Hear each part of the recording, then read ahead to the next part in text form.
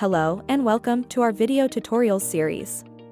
In this tutorial, we will show you how to move your IP addresses from one group to another.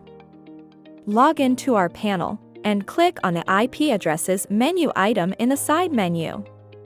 On the IP address groups page, you will see your IP address groups. In this video, we are going to move two IP addresses from my IP group to another group called Special IP Address Group. Inside the source group, select the IP addresses you want to move and click the Move button. Under Destination Group, select the group where you wish to move your selected IP addresses and click on the Move button. The selected IP addresses are now moved to the Destination Group. We can verify that by going to the Destination Group. Now let's repeat the process.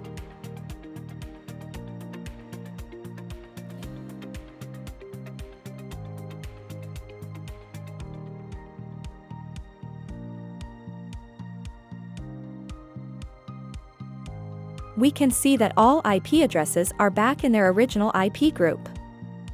Using this feature, you can easily transfer IP addresses between groups and keep your workspace nicely organized. We hope you enjoyed this video tutorial.